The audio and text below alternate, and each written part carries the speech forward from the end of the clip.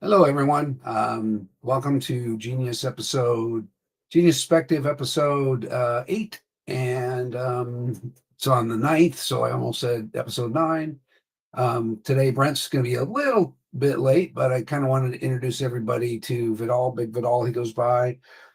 He's been helping us a lot with the marketing side of things, especially in the UK, helping me with my, excuse me, helping me with my YouTube videos. And so why don't you introduce yourself at all to the community?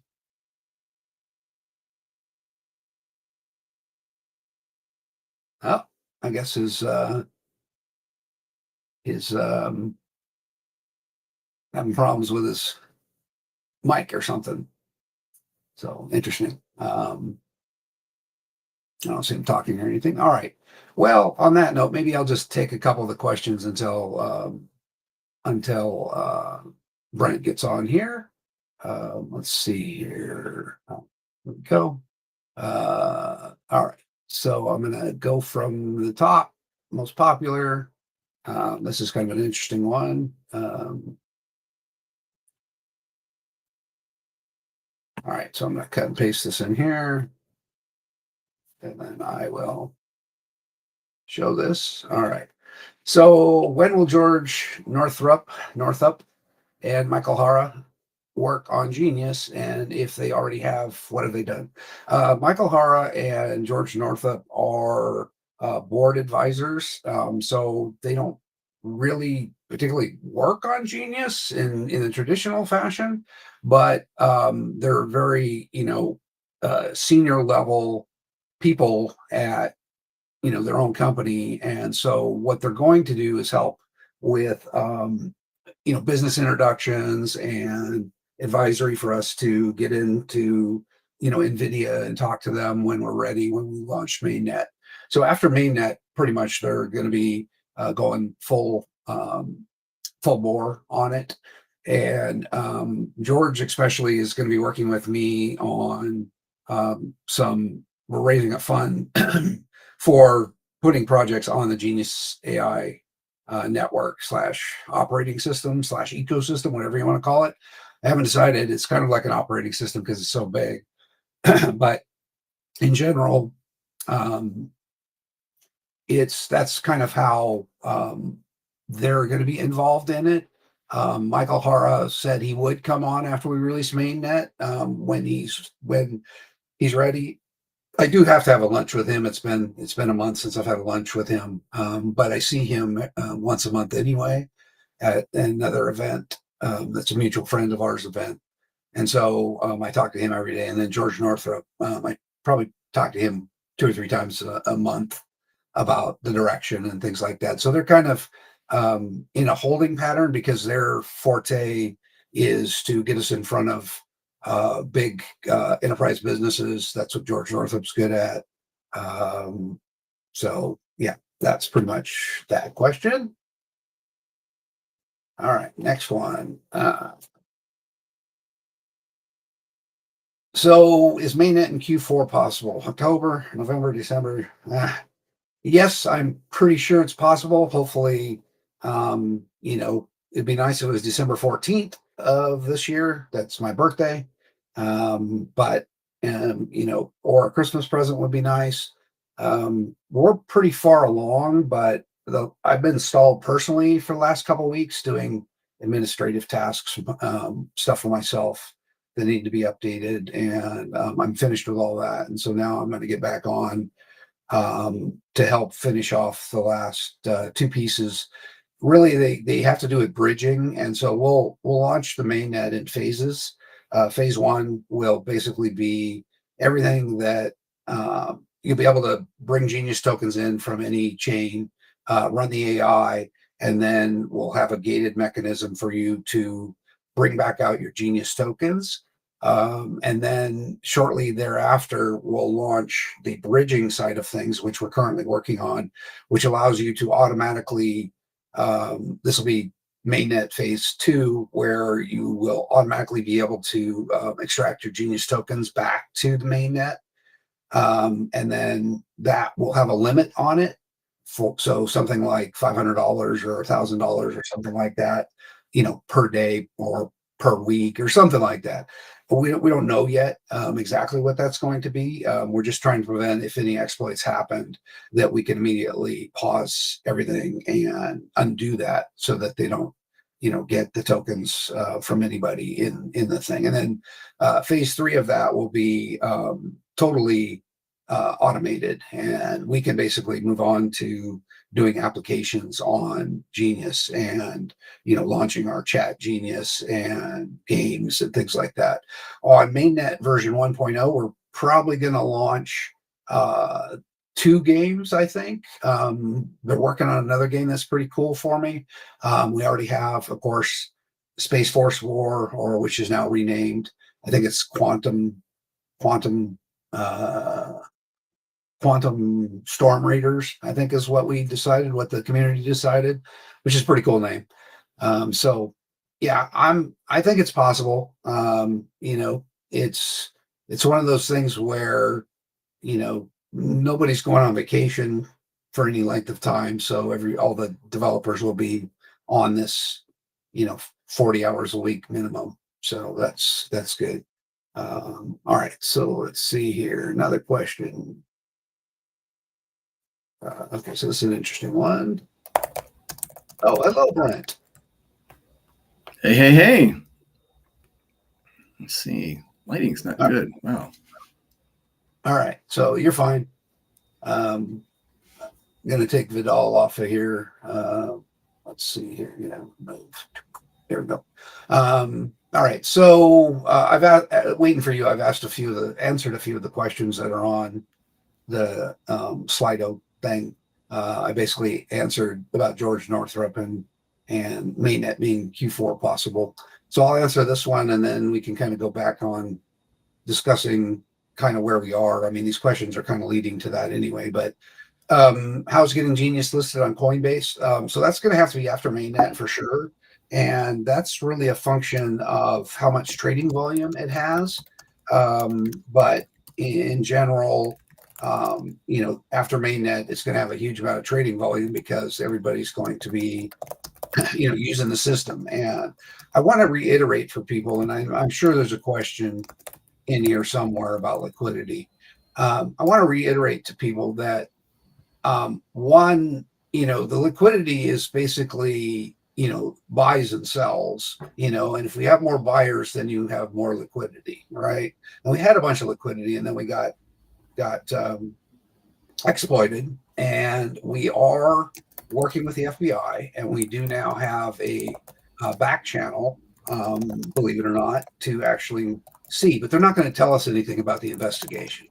They're just going to say, yeah, it's ongoing, pretty much. And so, as people probably have seen from Pam Bondi, she can't talk about ongoing investigations, right? And because you could tip off the bad guys about it. And so, in general, we know they're working on it. We don't know when it'll come to fruition that we'll get the money back, but we'll then use that to put the liquidity back into the market so that the volume will get up so that we can list on Coinbase. So that's not talking about price, because going on Coinbase basically allows us to get people to buy Genius for compute. And everybody that's complaining about the current state of liquidity and stuff like that needs to understand that it's like a commodity. It's like gold, right? And so it's not a security. And so you making a profit, we have to be that way. And I just put out a tweet on Twitter about that, where Heather, the crypto mom, gave a no comment letter on the SEC. And anybody should read that and read it thoroughly, because it talks about everything that I've done to make sure that we're not a security.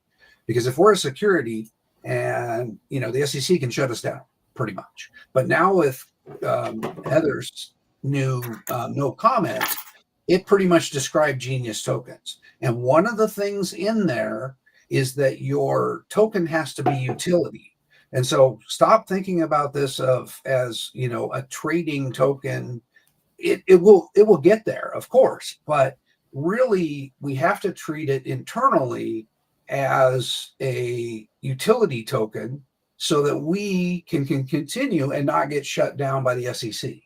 And so, in general, I just want to, I wish people would just leave the liquidity stuff alone. If you want to put your own liquidity in there, feel free to do it. Anybody can do it. They can go on, V3, and we will put the liquidity that was stolen back, of course, as soon as we get it back. But once mainnet version 1.0 launches, then the liquidity should start building back up, because there's going to be way more buyers than sellers, because people are going to be buying Genius to do AI processing.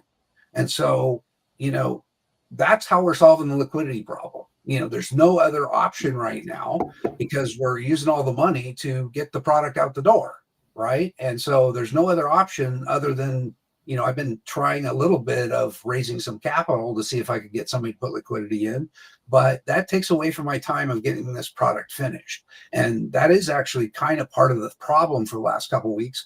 Was I've been talking to a lot of people about making investments. I flew down to Beverly Hills and talked with family offices, and that just takes away from me getting the product finished. And I knew this because I had raised capital before with Signature Devices back in 2005 to 2010.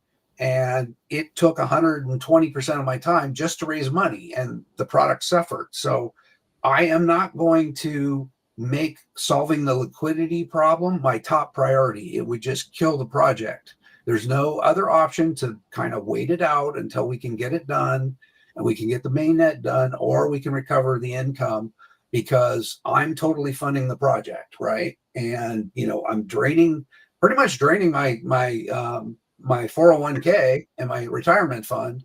I should be retiring December 14th of this year, by the way. So just so you know, everybody, I'll be 62 this year, which is kind of crazy because I sure don't feel like it. But anyway, so, maybe there's a little extra money from Social Security I could put in, to the liquidity or something like that. But anyway, I just, I know that's a little bit of a rant, but, it's just, I cannot keep talking about liquidity and how I should put money in there so that people can sell and drive the price down, and exit, because this is a long-term hold. And if you're asking me to put liquidity in and hounding me about it, then the only reason I can think of is you're trying to sell, right? And maybe it's at a loss. Maybe you're desperate for the money, but it's like, I can't help you, because if I did that, then the project would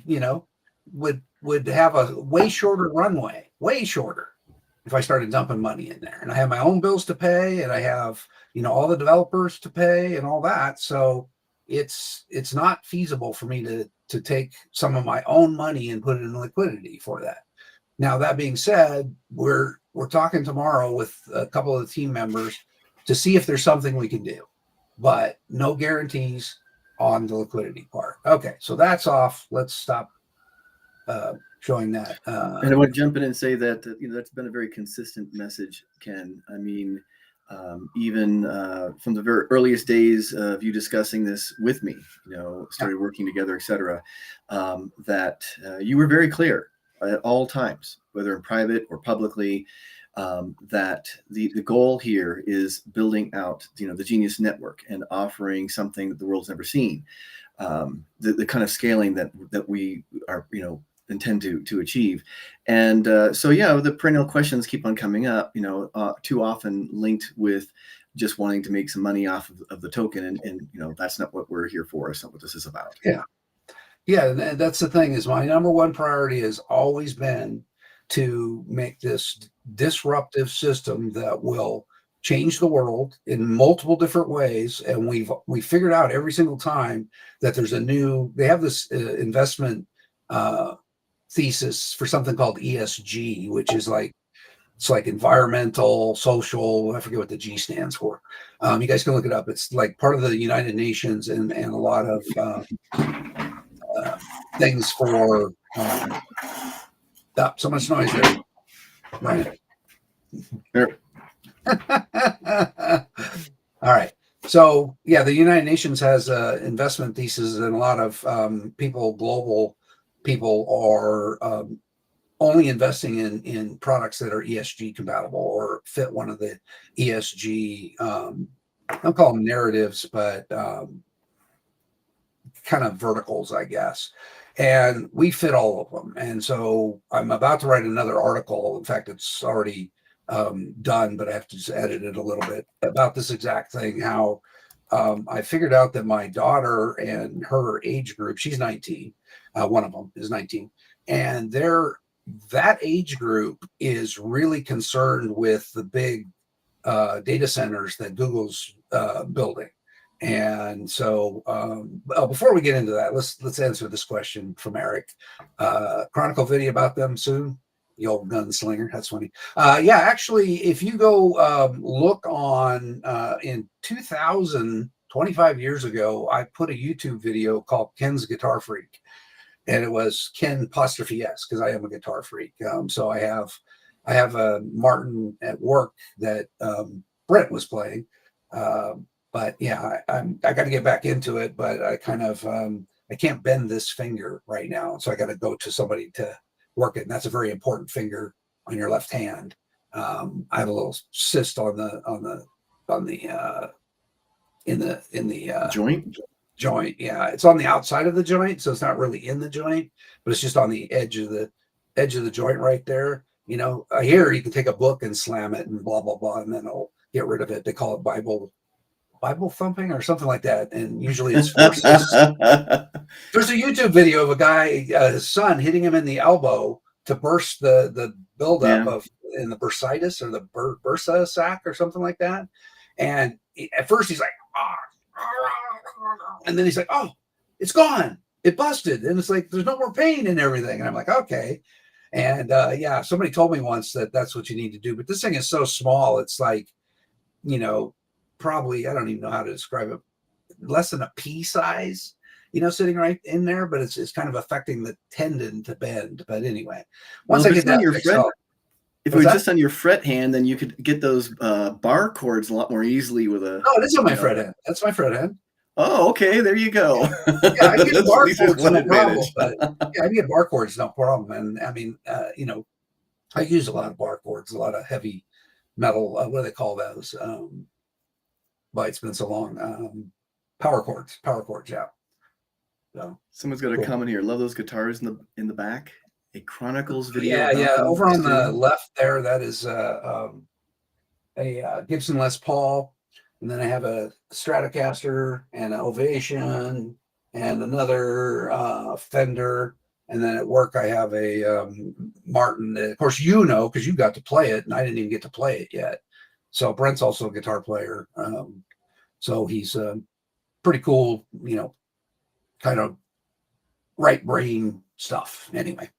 All right, so back to where I was. Oh, okay. So the ESG investments and things like that. I'm about to write an article, and everybody should really follow my Substack because all of that Substack stuff is the future, not only for AI, but for Genius. And I mentioned Genius in there. And so you got to read between the lines because I've been doing a lot of research and I've been talking with a lot of people, and we just we got a kind of a verbal letter of intent from somebody just now today because they want to embed Genius in an insurance application and use our chat integration to basically help people with insurance and stuff like that. And so one of our projects that we're working on that will be launched right after mainnet is called Chat Genius. And what that is basically a chat program like Chat GPT that's across all devices, but it uses distributed compute on the GNUS.ai network. So it's 90% less. And we figured out we can charge $5 a year and still make a profit on it. And everybody would make a profit, you know, that are supporting the network, and unlimited tokens too. You can't in 24 hours, you can't get the number of tokens to get outside that cost for us, because as I've said, We have no capital expenditures. That's called CapEx. And we have, as soon as mainnet launches, we're going to have extremely low operating expenses, at least for the GNUS.ai network. But what we're going to start doing is just writing these apps for people and doing the chat genius stuff and getting into these verticals. And I don't know if people noticed, but we also started a business development on the main GNUS.ai channel. They're going to start talking to you guys about this stuff to see where we're going forward. And some of that's going to involve George Northrup and Michael Hara when mainnet happens. But I have a business development team now, which is awesome. I think there's about 4 or 5 of them that are doing business development. And one of the guys has 5 other businesses that he runs. And he firmly believes, and he's doing it for tokens, that he earns every month. So we're not out cash. He's locked out. Doesn't have any plans to sell them anyway. He bought some. I met him in Malaysia when we were out there, and you missed him, I think, Brent, but we were out there. Very, very cool guy, Dutch guy. He saved. I was worried about where we were going to have business development from. And about 2 months ago, maybe 3 months ago, he came to me and he's like, "Hey, Ken, you're going to need business development stuff. Once your mainnet and things like that." And I'm like, "I know." He's like, "I'll tell you what, I'll do it for you." I'm like, "Really? Okay, cool." And he invested early on in Genius, and he runs other businesses, and he's a digital nomad. But man, has he been a lifesaver? Because I knew I was going to have to do something, but he basically took it over, and I can't thank those guys enough. It's him and another guy out of Australia that are doing, the heavy lifting on that stuff. So, but back to the ESG side of things, look at my articles, and then the one that's coming out today is going to talk about not only do we reduce the cost by 90%, we figured out that even H100s don't utilize their full potential because they have to they only have like 16 gigabytes or 32 gigabytes internal, and that doesn't fit a model. Some they have more on stuff like that, and they have something called HBM memory. But you have to realize there's another bottleneck with them, and that's called the PCIe, which is only capable with DDR5 at 200 megabytes a second or 200 gigabytes. Maybe it's 200 gigabytes. I forget. DDR6 might be 260 gigabytes.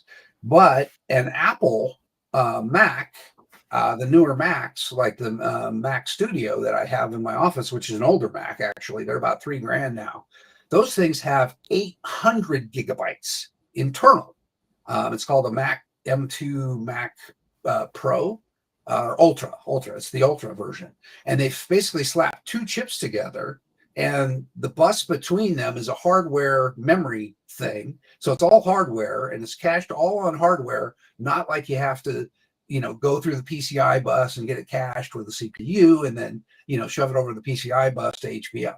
So we're going to talk about that. But also what that does is the big thing that I'm going to write about is how much this saves in electricity around the world. And also the various ways that the electricity is generated differs based on, where the node is. So, but I think that's really important for the younger generation. My daughter and a bunch of her friends are really pissed about the, and there's just an article today where they shut down Google's building out in some state in Wisconsin, I forget. But anyway, they shut it down because you know why? Not because of the electricity and the jobs it was creating, because it was going to use water. It's going to use all their water, and water can't be, it's never destroyed, but it's very hard to recreate water after it's been used, right? Because it goes off it's not salt water. So that's the biggest thing. We have an ocean full of salt water, but you'd have to do a desalination plant and all that. But anyway, so the ESG stuff, we're kind of looking at that because Genius really has in that all the time. Are you still on, Brent? I just keep seeing this. I'm still here. There's like some thing that said oops or something like that. I don't know what that was. Anyway, clean up your room. So this is my office at home, and the reason it's so messy is because all of these discs and everything around here, are years and years and years of source code from when I had my own company, and some stuff back as far as Atari ST. And I'm kind of looking over all the stuff because I'm going to give it to the Computer History Museum or the Computer Something Museum in across the bay from me. And they're going to basically take it and archive it all for me. I've archived most of it, but that's why it's messy. I've been having to go through all those discs, and there's like tons of CDs down here and stuff like that. So usually my room is immaculate, but if I'm sorting through all this shit, you have to make a mess before you can make it immaculate, so you can sort through stuff to give to all those guys. And so this is very, very not indicative of how I am. If you see my office at work, I have one piece of paper on my desk, and the whole office is spotless, right? But since I've been working from the office now instead of at home, this is kind of fallen by the wayside. But I need to get this done because I've been promising that guy would take there's like two big cases of CDs, and I mean, my God, things like you guys would probably not even recognize some of these things I have. Ken, I'm looking at this and I'm thinking there might be a Jekyll and Hyde thing here, where the version of you that is all clean cut, you've got the office, that's the clean cut genius, and then here your office at home, this is the mad genius. So maybe no, I don't like messes. But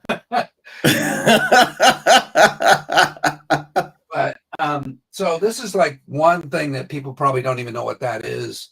So that is it's not a 5 1/4 or a 3.5 inch floppy. I mean, this is a 3.5 inch floppy next to it. Okay. And so this is a storage medium that's like 100 megabyte.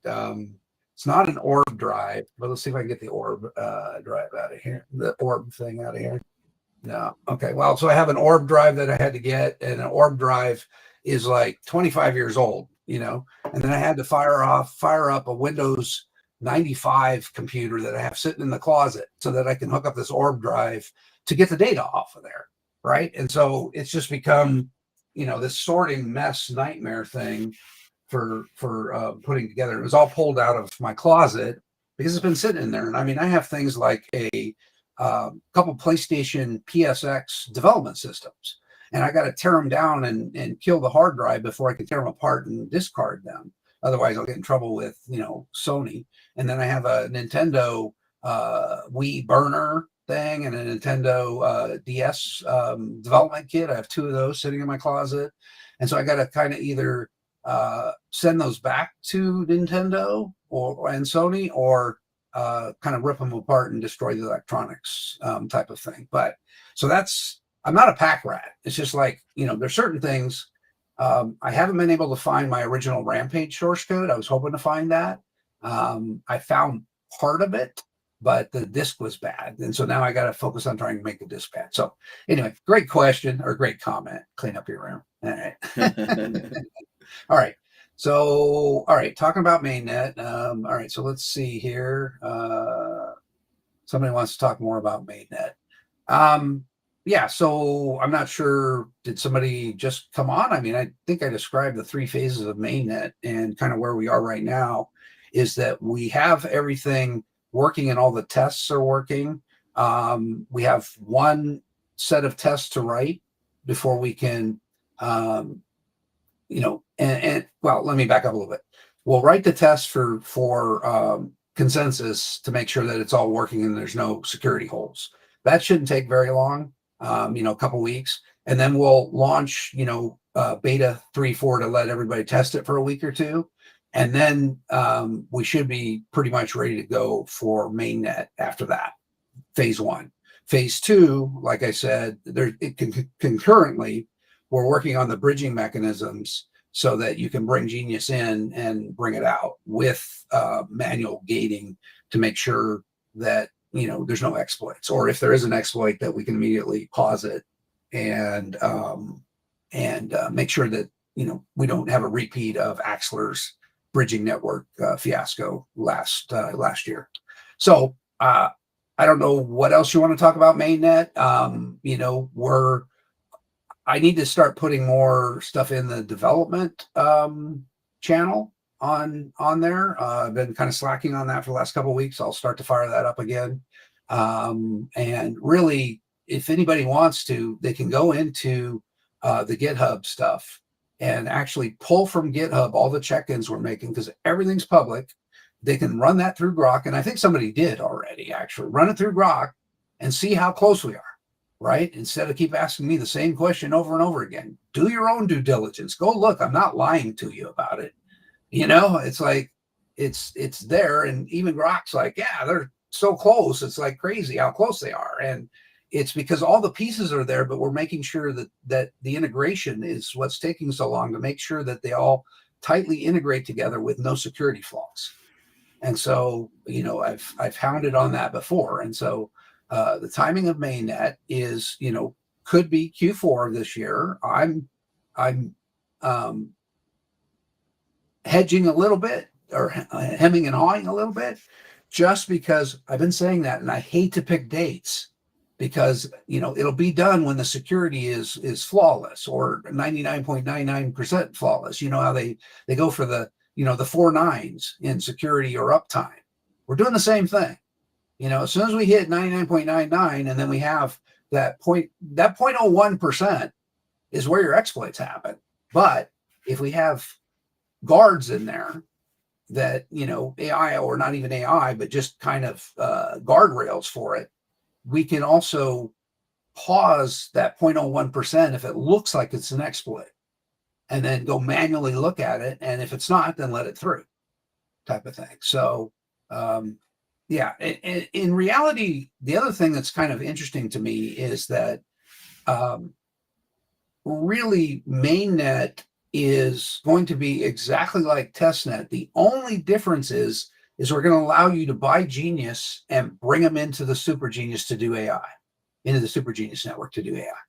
That's the whole difference. We're going to enable one-way bridging to the Super Genius network.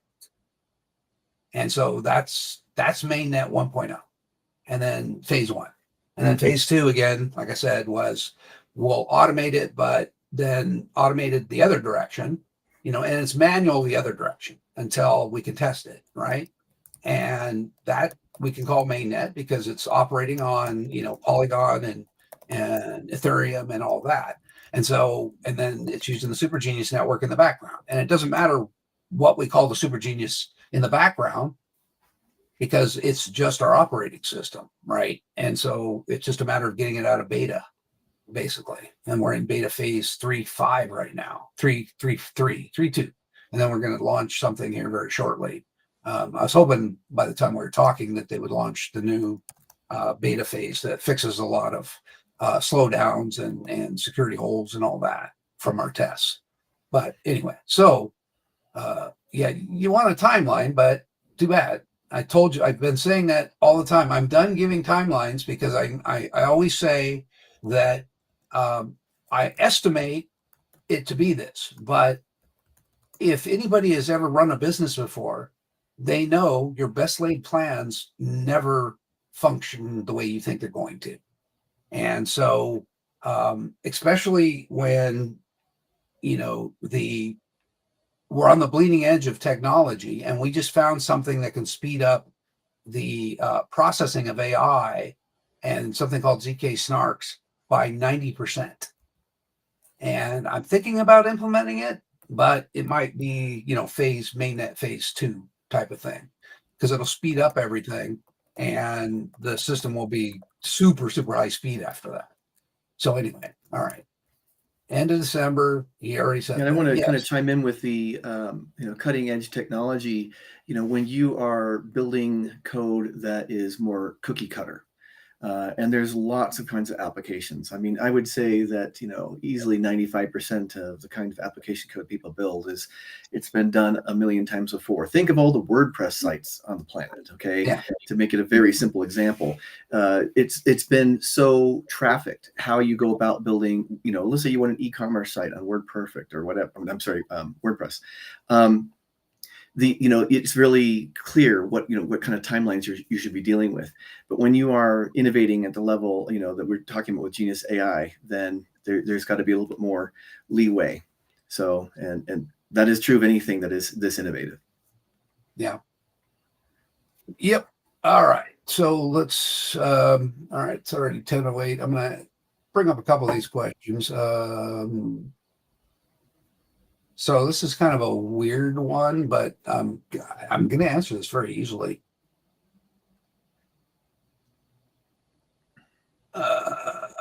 Sure. All right. So is there a plan to reward Genius holders who suffered as part of the water Genius holders selling their token? Okay. This is talking about price, really, in a roundabout way. But I will answer this is that, look, if you're in the test net and you're earning Genius tokens, you're not going to suffer. If you hold those, you can sell those GNUS.ai tokens to a SaaS business for whatever the price is at the time. And so you should ignore the Genius holders and the big OG Genius holders. I don't believe have sold any. It was very minimal amount to old workers. And if anybody did sell anything from the OG stuff, I will block them on the smart contract because we have the ability to put in blacklists in there. They were not supposed to sell. And so, or they were at least supposed to approach us first and let us know, but nobody gets the right to sell. We had a verbal agreement, and everybody that I know of, I don't believe there's anybody that sold in the OG water side of things. It was a small amount. It was 170,000 tokens that were vested over a year or two or something like that for other holders. That's not a lot of tokens in the grand scheme of everything. That's like, I mean, there's 19 million out in the float, but you don't have to worry about most of those coming to the market anyway, because I don't plan on selling unless, somebody comes in and says, hey, I'm going to buy your tokens for $1,000 a token, and I want all your tokens and all the community's tokens. I might sell that, because I can do a lot with that, but probably not. All right. This is not about the money. And that's what I want to kind of reiterate to people. It is changing the world. And I know it's going to change the world, and it's already doing it. And everybody should read, I think I posted it on X, my thing about how people have doubted me over the last 45 years. And I've showed them up every single time. NVIDIA did it to me. People did, when I wrote The Immortal on the PC, they doubted me. I got that thing done in 3 weeks. So if this code could have gotten done in 3 weeks, and I could tell you that, I told those guys how long it was going to take because it was off the shelf stuff and I was just porting it. I didn't need to do anything creative. I just need to write some graphics routines, which I'd done, 10, 20 times before. And so I knew how long that was going to take. And that's why I keep saying I cannot give you a firm date, because we're going to make sure this thing is 99.99% secure so that we never have an exploit again, and I'm going to get people in here to hammer on it. And that's what testnet users are doing. Every time they see something go on, we get a log for that. And so, but those testnet tokens, if you want to jump on now and start earning those testnet tokens, we're going to convert those to real tokens for you. So that's how you can, get your rewards. Get those testnet tokens, get your device fired up, help us test. You'll get Genius tokens, hold them for a year, and hopefully they'll be worth $100 for it. There you go. And this Genius water holder thing will be a thing of the past. You just have to be patient, because the thing is, geez, community that's listening, everybody has to realize that I funded this entire thing. I'm up to about $3 million in investment in this thing so far. $3 million over the last 9.5 years. So, hounding me about, when mainnet and stuff like that, is like, it's irritating. I don't mind trying to answer it for you and keep the community alive. But, that water Genius holder affects me mostly. Right. And $3 million into this thing. So it's kind of hard for me to listen to people when they say, well, I put $10,000, $20,000 in and, the price is down. It's like, stop talking about the freaking price. If you can't see what the next couple of years hold for Genius Token, then you're just a speculator. You're not a holder. And it's coming, but I know a lot of wives are, my wife did this back in the day too, is like, why are you investing in that? And why are you investing in this? And blah, blah, blah. And so I don't tell her what I'm investing in anymore, pretty much. But when she does find out, once in a while, she gets mad because I invested in some real estate and she's a realtor. And she's like, why did you talk to me before you did that? And I'm like, it's in my 401k. It's not like it's, we're going to go live there or anything. It's just a piece of land anyway. But so, yeah, I mean, you can reward yourself now. Just help participate and you'll get those testnet tokens. And we're going to convert all of those testnet tokens, all those minions to real Genius tokens. So there you go. I think that answers it. I'll kind of move on. Let's see here. Yeah, so this is a pretty cool question. Maybe Brent can talk about it for himself, but as a CTO, but for me as a CEO, I appreciate that. That's why I'm glad you guys stick around and all that. And I don't mind answering questions or constructive criticism. I'm open to that, but this shit of attacking me and my team, and I know you guys are doing it on your own channel and stuff like that, and that's fine. But really, it is what it is. You don't know how many times I've had haters on me, and I think a lot of time they're paid haters from some other project that are coming in just to disrupt their project. Why else would they do it?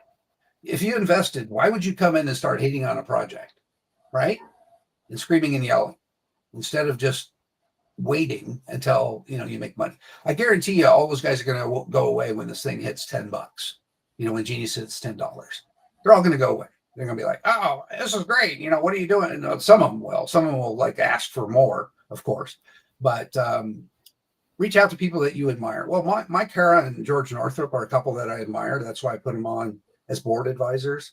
I actually talked with Tony Robbins' group for business development. And after I got done talking to them, they said, this is going to be too intermediate for you. So I told him I'd started a public company and I know how to do all that and this other stuff. And he's like, well, is there anything that is a bottleneck for you? And I said, well, I mean, kind of a little bit of a bottleneck is, fundraising. And there's another bottleneck where I'm starting to talk with the U.S. government in a specific areas so that they don't try to overregulate AI in the U.S. And so I've got a meeting with a pretty cool senator that's in the intelligence community. He was supposed to meet us here last week, but ended up getting called back to Congress because the Democrats shut down the government. And so they called him back. He couldn't leave. But I was going to talk to him last week, but I still have an open invite for meeting him after they get that resolved. But I also have been talking with some intelligence agencies about how we can monitor nefarious AI. And I talked about this in one of my articles on LinkedIn. And so you need to read between the lines there on that, because the intelligence community is like, hey, so tell you a story.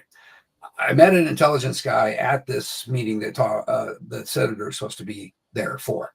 And we got to talking and I said, yeah, I kind of am passing this by the intelligence agency because, I know what's going to happen with GNUS.ai and its ability to monitor privacy preserving monitoring for nefarious LLM or AI processing. And so I wrote an article about that. We've architected the system for that. And it bolts on. There's nothing to it for us. And so any of the governments around the world we are instantly compliant.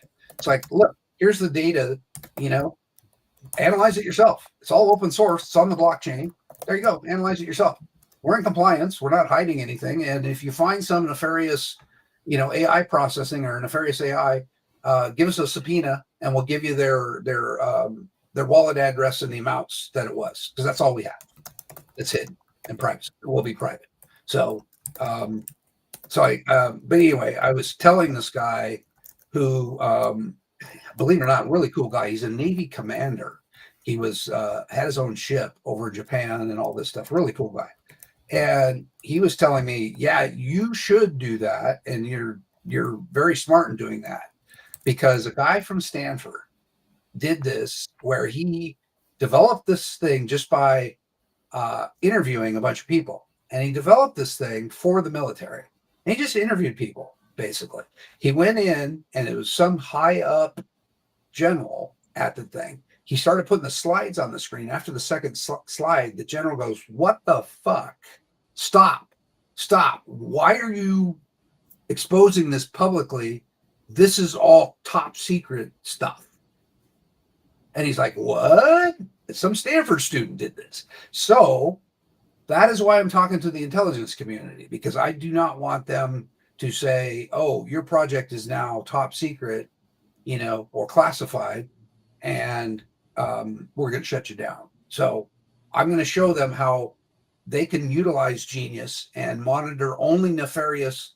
Uh, um, it's not LLMs, but it's the AI chunks. They can analyze the nefarious AI chunks and be part of the Genius network at the same time, so that they can, and then like UK can monitor how they think it needs to be monitored. And then we're in full compliance. So this stuff will ship to the UK, no problem. We're in compliance with all that stuff.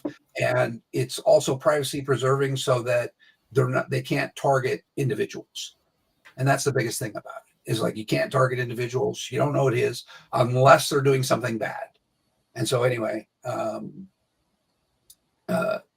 anyway, I was talking to Tony Robbins about that, and or his team, and they said, well, after you launch or something like that, I think you need to join our platinum group, which is a bunch of the high-end CEOs that, but it's going to be 6 figures a year to join that group. And I'm like, okay, maybe, but I kind of don't have too many mentors on the technical side, because we're so bleeding edge that I end up having to put out my YouTube channel and all that. But something I want to jump in on that one is that it's a wonderful thing to indeed have an opportunity, like Ken, you pointed out, to have those who you do admire and you're being influenced by. But ultimately, given the level of innovation here, from my perspective, this is why I have before made this comparison. I'll do it again. I think of you, Ken, as being a little bit more in the realm of Steve Jobs. And what you needed from Steve Jobs was not to be distracted by 100 different luminaries, alleged, trying to distract from the product vision he's got. It was more, his success was driven so much by having a laser focus. This is what the vision is. And I've seen you take on, kind of ancillary ideas, kind of in the same vein that Steve Jobs did. So, I mean, I realize this question is angled more towards what are those outside influences, but I still want to emphasize that I at least, I certainly appreciate that you keep on being so focused on this is what the product is supposed to be, and really just so unwavering. I think that is the greatest value there is to progress for GNUS.ai. Yeah, I appreciate that, Brian. I mean, you and I have known each other forever, and so how I am, which is, I didn't really admire Steve Jobs because he was an asshole. You can do the same stuff without being an asshole, right? And so I think I admire Elon Musk in certain aspects, and in certain aspects I don't. So I don't just admire one person fully. I admire some of their good things, and I don't, or maybe not admire him for certain things, but empathize with some of his issues, of having severe ADD and stuff like that. I don't admire him for that, and some of the things he does because of that, I'm like, come on, Elon. But I admire anybody that is looking to do good for the world, right? And is altruistic about it, right? And I found a lot of people that I thought were altruistic about it, and then I went and talked to him, and it's like, no, this guy's, I can tell his demeanor, he's just about the money. He's not really wanting to change the world. But anyway, I digress. Let's kind of go through these last little few questions. I think we only have 2 or 3 here. What's the latest update with NextLogic? Still in play. We're probably going to start to integrate on the next test net into those devices. Any compatibility issues? Well, so they no, but they're a lot of their nodes do not have so they're upgrading their nodes, and the older nodes that are probably like 5 years old that they're starting to upgrade, it's a slow process. They roll it out very slowly. The new nodes are fine. The old nodes, we still work on them, but it ends up swapping between the CPU and the GPU, which we don't like, but it still works. But the main thing is those nodes will end up getting less jobs because they'll be taking more time to do one job, and then connecting and all that. So it's well, I say that, but it's somewhat true, but probably somewhat not true, because we use very little of the GPU, and we haven't done any tests to see how much of the CPU it uses to do this stuff, because NextLogic is rolling out, and one of our things after mainnet, and one of the reasons I was raising money, is to basically go and help them roll their nodes out quicker, right? The nodes are like $20, $25, and I have them sitting in my office, and I'm going to do a video on that on there, and you can buy these things for $30, and they're powerful enough to run Genius. $30 for a little set-top box that they're using over in the Philippines. So it's still very much in play. We just talked to them, and they said, let us know when you're ready to help us integrate. That's what they need from us, is help to integrate into it.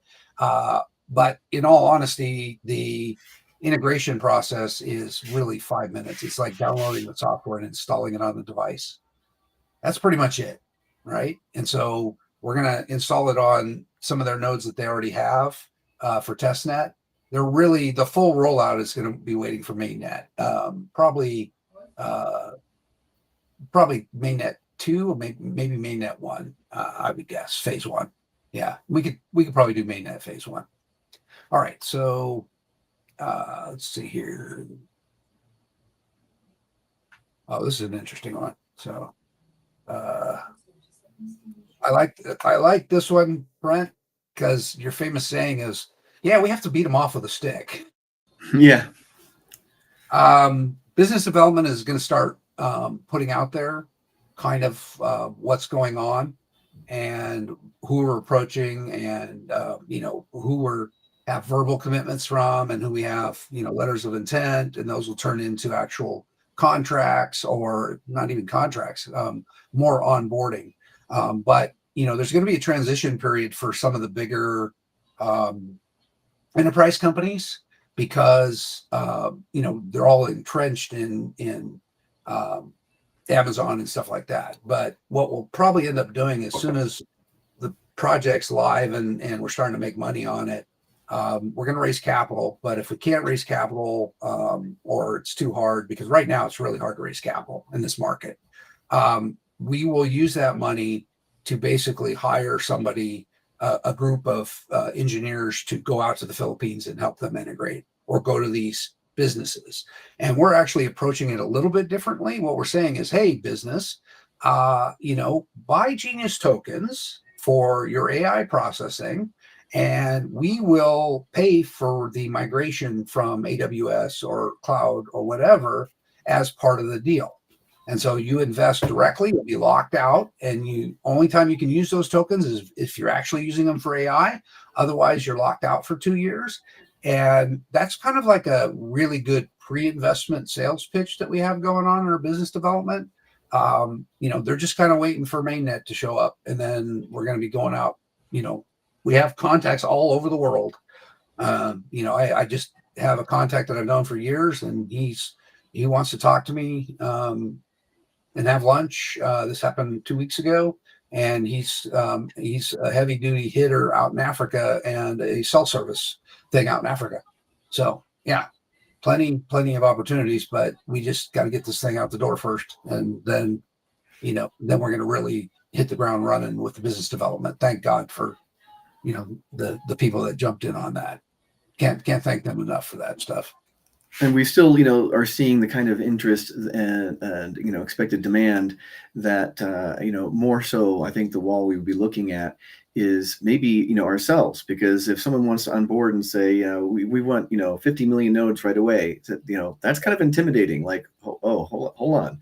So, because we want to make certain that that we're secure, that we're sound, et cetera. So it's nice to be able to pace as people are coming on board. So. Yeah, here's a good question. What are your thoughts on starting token burns before mainnet?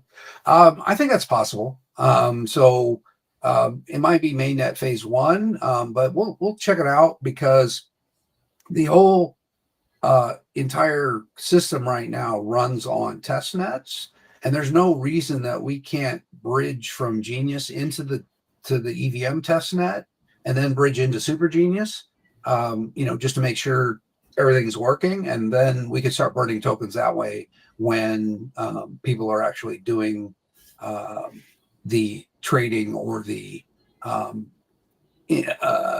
buying of GNUS.ai utility. Got to make sure it's a utility. So that kind of answers that question. All right, let's see here.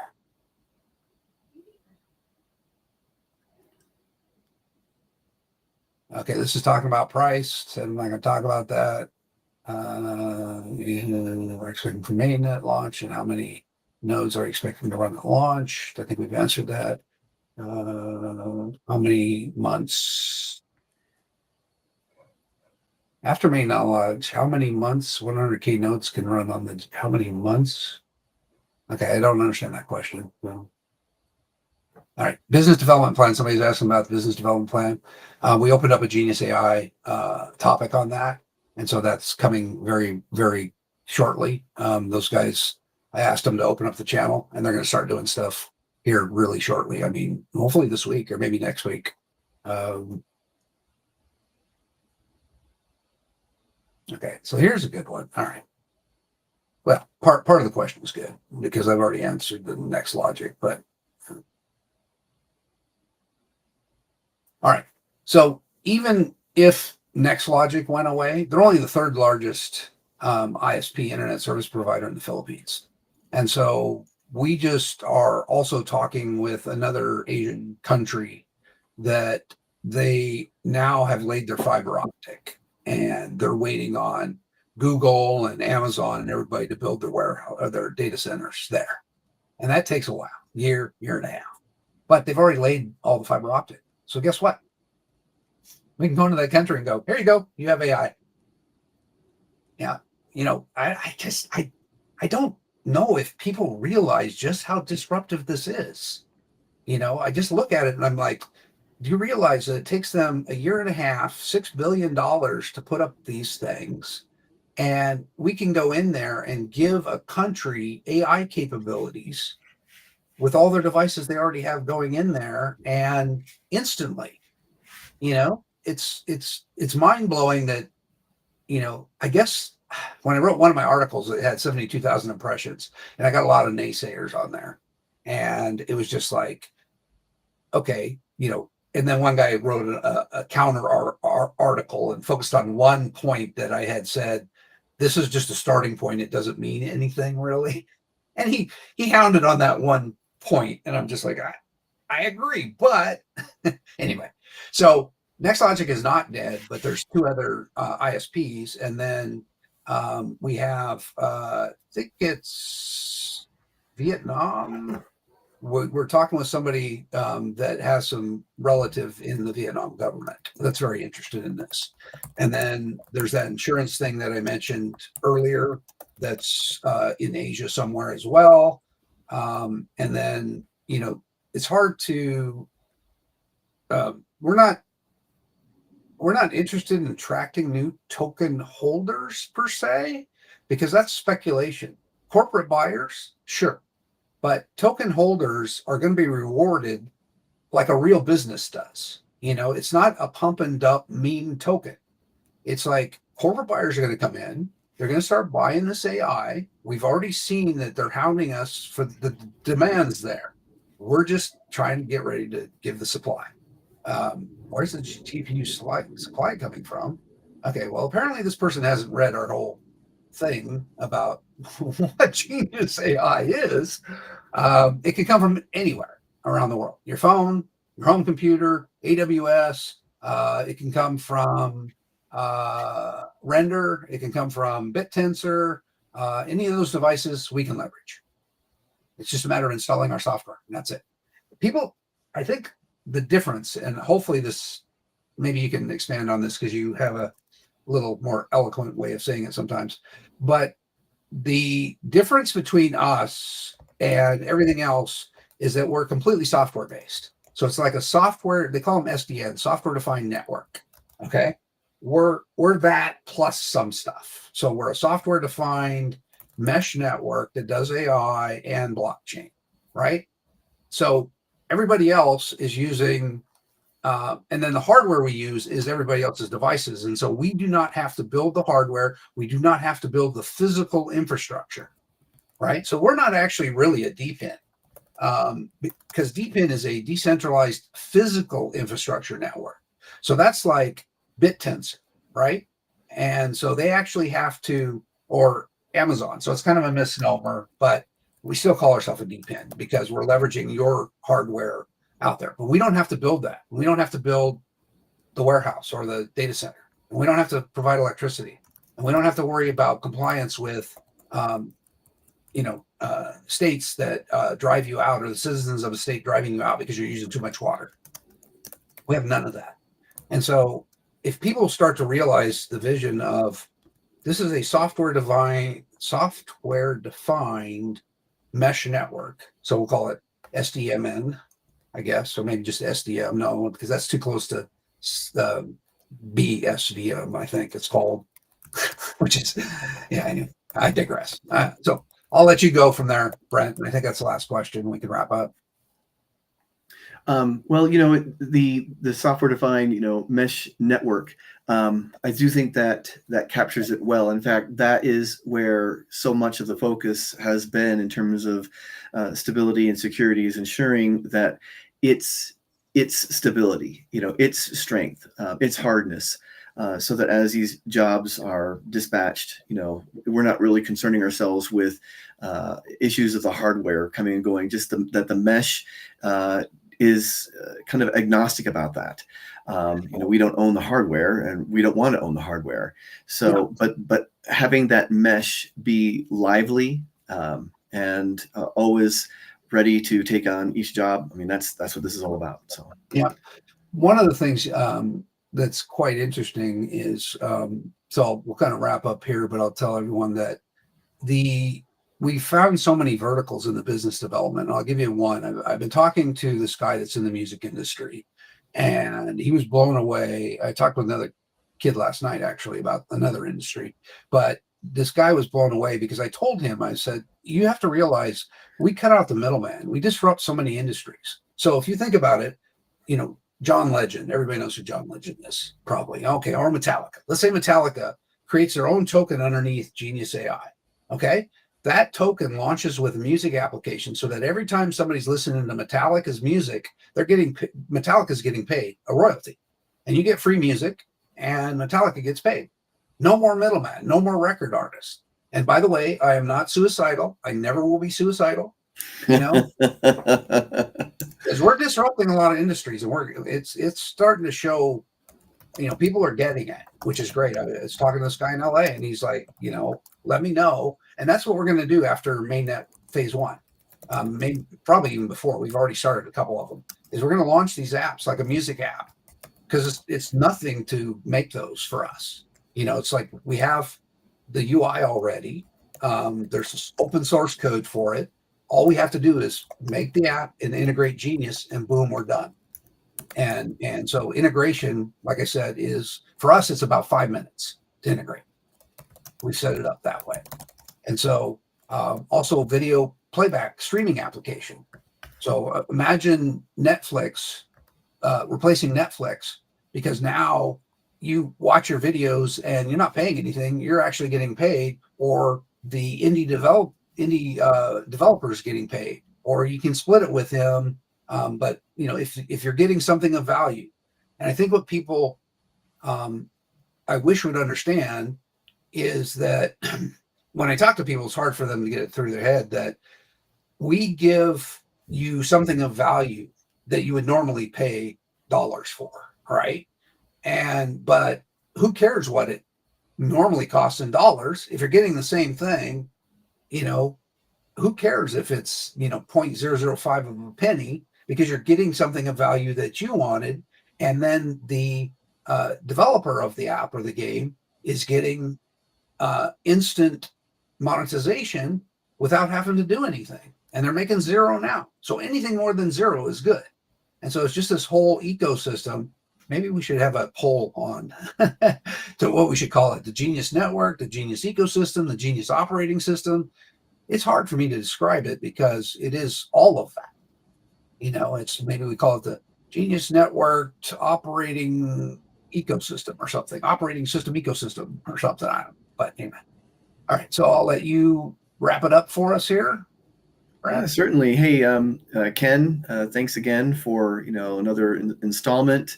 It's good to hook up with you, and really appreciate you handling the questions from the community, giving the update, and kind of in some cases, of course, having to wring out a lot of topics that have been, that are reoccurring, and so appreciate the patience that you've gone through with, kind of capturing those and making certain we've got that managed.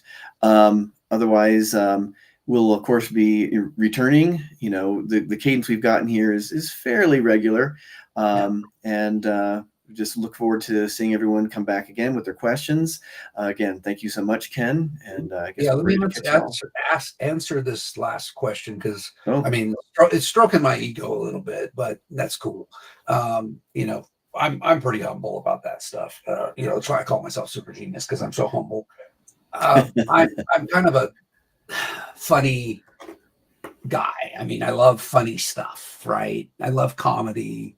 I love that. I'm not a stick in the mud and really think that I'm this wonderful super genius. But my two gifts from the universe are that I can see, I have a vision 10 years into the future. And so other high IQ entrepreneurs probably don't have 10 years and see it. Because I've been in the business so long, I kind of feel the flow and where everything's going. I mean, geez, I started this project in 2006, almost 10 years ago, about AI, right? And I said, okay, 10 years, it's really gonna start hitting. AI is gonna be a big thing. We can do protein folding analysis 10 years ago. And now here we are, 2025, what's happening? Everything's about AI, right? And so the gaming thing is another thing that I'm like, okay, this is the future for gaming because now there's a lot of money. And so I think two things with high IQ entrepreneurs that I have the vision into the future, which I've always had, and I've documented it on my blog. If you go to kennethhurley.com, you'll see some of the predictions I've made, which are pretty accurate. The second thing that they don't have that I do is their first priority is money, right? And if your first priority is money, then you're going to go old school. I got to use AWS. I got to figure out how to monetize people because I need to make money or we're going to go out of business. I need to start showing a MRR, monthly recurring revenue, and annual recurring revenue, right? And it makes it hard for me to raise money because I go in there and I'm like, well, we don't have any monthly recurring revenue yet, all right?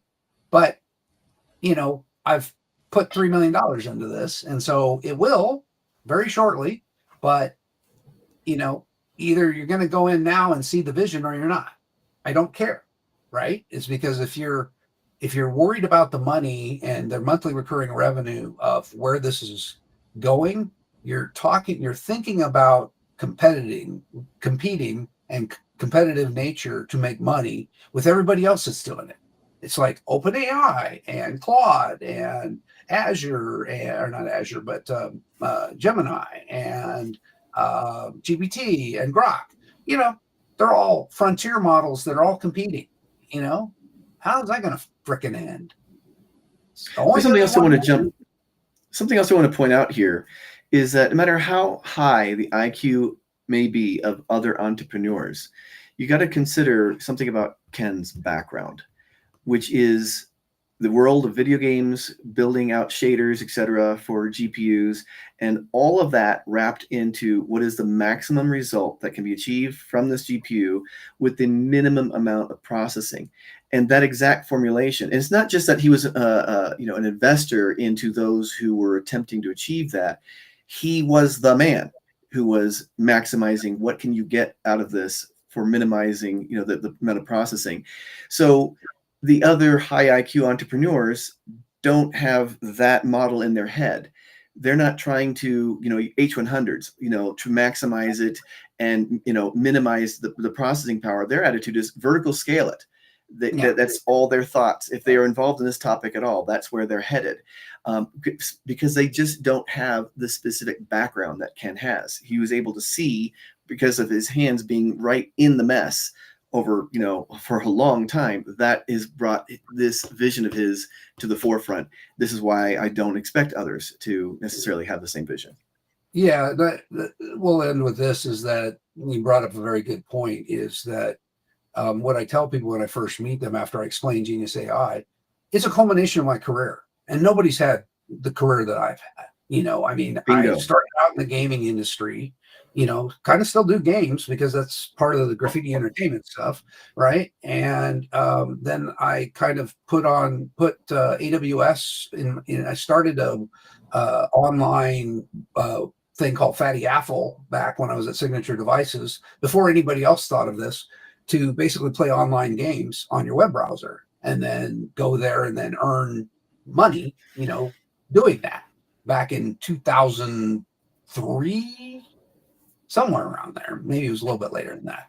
But so I did that. And then I'm a knowledge sponge, right? And so I'm like, okay, figured out AWS, figured out how to, because nobody else knew how to do anything. It was brand new, right? Same thing with this latest stuff. ZK snarks and all that. So brand new. There's nobody to tap into for doing this stuff. So then I went to work for Amazon for a year, thinking I was going to work on a game console, but ended up working on an Android device. And so I got more exposure to how Android is built and how you can build on layers on top of Android and things like that. And then project managed a bunch of engineers to put out the cheap Fire phone, which never shipped. But I digress. And then I just wanted to learn some more stuff. And so I got up to speed on Google Cloud. Before that, went to work for NVIDIA, right? I was in the gaming industry and I'm like, oh, this hardware is cool. And I was at Intel for a year and they were doing their own i740 GPU chip. And I saw an NVIDIA card and it was doing 90 frames per second compared to Intel's 30 frames a second. And all the engineers looked at each other, all the hardware and software driver engineers looked at each other and said, that's impossible. And I said, okay, I need to go to work for NVIDIA, because if, that's the thing, is I can envision what is really possible. And everybody always says, oh, that's impossible to do. And I'm not like that. I'm like, no, I know a path to get there. You can't see it, but I can. But anyway, so, NVIDIA and then EA twice, which is, gaming. I had my own gaming company, which got me up to speed on business stuff. And then I had, what other technical entrepreneur can you point to that took his company public and was a CEO and wrote management discussion and analysis and knew how to read profit and loss statements even before getting his MBA? Because I just like to learn stuff, right? And so if you go on LinkedIn and look at my career, and if you see, just add everything up and you'll get to the end, you'll be like, holy mackerel, all that experience along with Ken's, intelligence adds up to genius. And so that's why nobody else can or has been able to do that. So, yeah, distinct career path, very distinct. Yeah. It's a culmination of my entire career, basically. And it's my last passion project. Because like I said, I'm old enough to retire now, but I'm not going to retire. It just means that I'm going to, continue to do what I want, which is GNUS.ai and games for GNUS.ai and apps for GNUS.ai. I'll never get tired of it. It's been 10 years and I love it. And so, and the vision's there. And I think that's the other thing that people need to understand is I got an award at EA called Most Tenacious. First year I got Rookie of the Year because I wrote, I helped with Chuck Yeager's Air Combat Simulator and I wrote all the graphics routines for it in software at the time. And then next year I got the most tenacious because I wrote the Immortal, or ported the Immortal from IBM to the Apple to the IBM PC in 3 weeks. And so that's all on my Substack. It talks about that, or at least it was on X. I made a post on X about it. And that year I got most tenacious, this little alligator trophy. And that's the other thing. It's like you might have the highest IQ in the world. Maybe you don't have the experience, but if you don't have the tenacity to just grip onto this damn thing and keep going, you fail. And so those are the 4 things, I guess: experience, vision, tenacity. What would be the 4th one? Is there another one? Experience, tenacity. I think it's 3. Well, Okay, whatever. yeah. All right, cool. Well, thanks, Brent, for coming on and doing this. We're gonna have to have these more often because I just enjoy the hell out of this stuff. Yeah. Digging into those questions. Speaking of tenacity, well, I kind of gave the outro earlier. I'll just step on that again. Say thanks much. Thanks all for attending, and we'll look forward to seeing you at the next installment. And with that, Ken, we're out. Yep. Thank you, everyone. Appreciate it. And this was a great AMA, and we'll talk to you probably next week. Bye.